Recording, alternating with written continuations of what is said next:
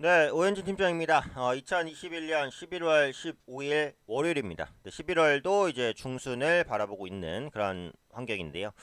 사실 이제 매주 주간 증시 전망을 올려드리고 있는데 비슷한 말씀을 계속 드려요. 결국은 지금의 관건은 이제 디커플링이죠. 미국과 국내 증시의 디커플링이 언제 해소될 것이냐. 그 부분에 시장의 포커스가 맞춰져 있습니다.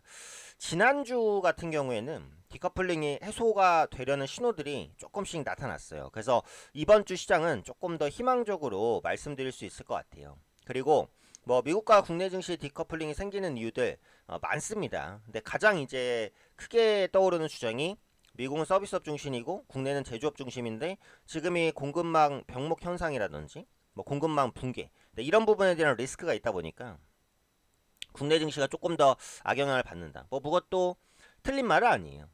근데 제가 이전에도 말씀드렸듯이 역사적으로 미국 증시와 국내 증시가 이렇게까지 장기간 디커플링을 보인 적은 별로 없었습니다. 결국은 과거의 경험을 통해서 미래에 대한 예측을 하는 것이기 때문에요. 그런 관점에서 본다면 지난주에 약간의 수급 변화도 나왔고 이번 주에 주 초에만 외국인의 현물 그리고 선물 수급이 스타트를 잘 끊어준다면 이번 주에는 그래도 좀 나쁘지 않은 한 주가 되지 않을까 그런 말씀을 드리겠습니다. 결국은 좀 힘든 시기가 온다고 해도 지난 다음에는 달콤한 열매들이 오는 거니까요. 모든 것이 주식 투자에 지나가는 과정이다. 이렇게 생각을 합니다.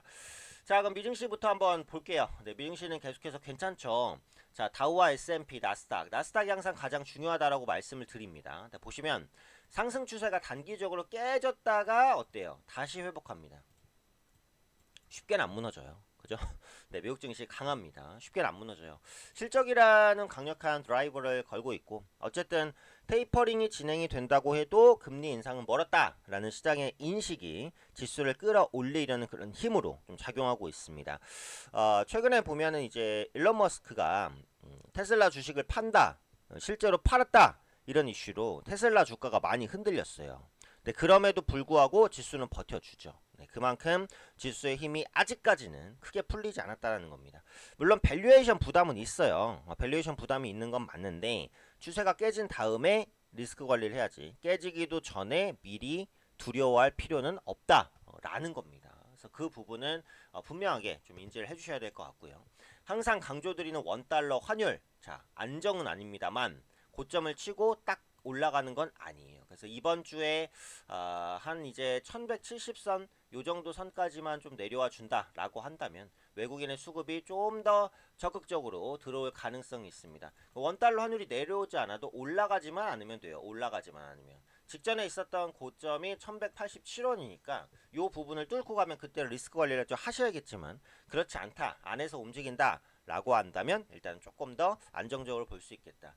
다만 이제 특징적으로 움직이는 게 금이에요. 금. 글로벌 안전자산으로 평가받는데 금 가격이 좀 잠잠했었는데 갑자기 상승 추세를 확 보입니다. 이게 이제 인플레이션에 대한 해지 영향이 커요. 자, 금 가격이 올라간 이유는 두 가지인데 첫 번째는 인플레이션 해지.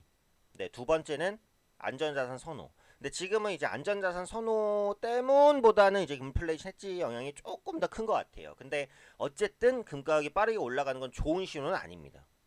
네, 이번 주에 국제 글로벌 금값이 안정되는지를 보시는 것도 중요한 시장의 하나의 포인트가 되지 않을까. 이제 그렇게 이제 판단이 돼요.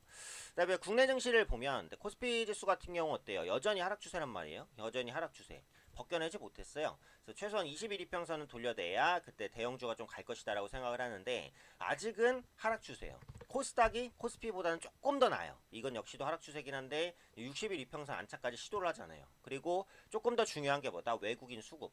그죠? 외국인이 중소형주에서 좀 들어옵니다. 그래서 이번 주도 어쩔 수 없이 대형주보다는 중소형주 개별 대응을 하셔야 돼요. 이번 주도 어쩔 수 없이 대형주 비중이 너무 높으시면 중소형주에 대한 비중으로 조금 더 옮겨가는 그런 전략이 필요합니다. 그래서 그 부분까지 좀 말씀을 드리고요.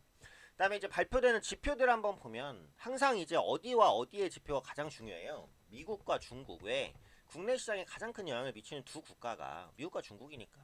미국은 세계의 중심, 국내 외국계 자금의 대부분이 미국계 자금. 우린 중국에 대한 이제 의존도가 높죠. 수입도 많이 하고 수출도 많이 하고 중국도 워낙에 또 대국이니까요. 그러니까 그런 부분들에 대한 영향이 크니까 미국과 중국의 지표들 꾸준히 확인을 하셔야 되는데 중국의 10월 산업 생산 오늘 나오고 그다음에 내일 같은 경우 이제 미국의 10월 소매 판매 네, 요런 부분들. 그러니까 지금은 뭐가 중요해요? 지표가 생산, 소비, 물가, 고용.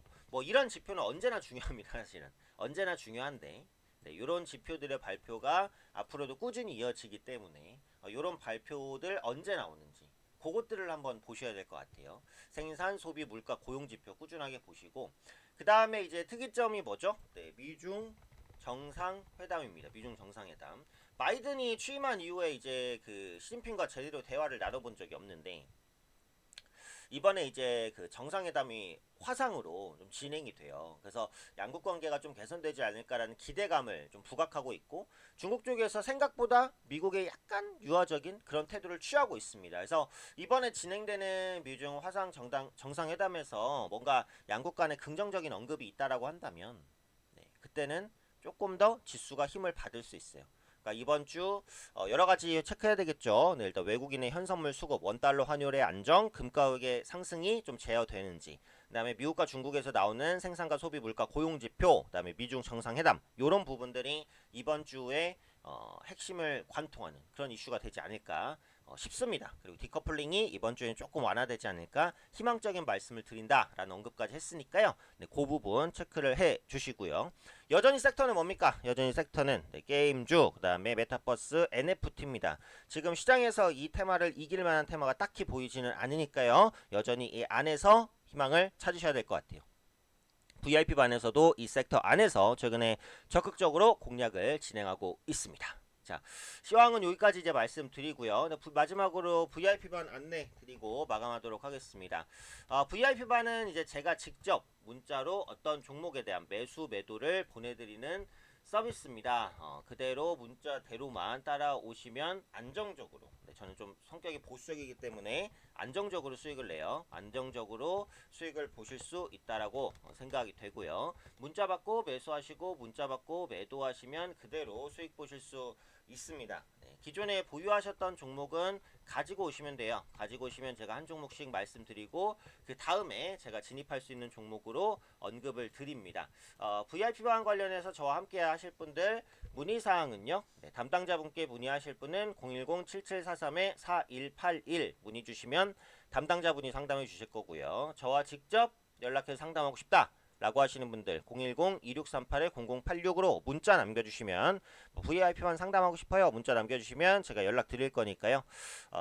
궁금하시거나 아니면은 개별 매매 어려우신 분들 VIP반에서 함께 매매하시고 VIP반 문의 상담은 무료니까요. 네, 편하게 문의 주시면은 제가 말씀드리도록 하겠습니다. 자, 오늘 월요일장입니다. 힘차게 한번 출발해 보도록 하겠습니다. 개인 투자분들도 모두 성투자하시고요. 저도 열심히 달려가도록 하겠습니다.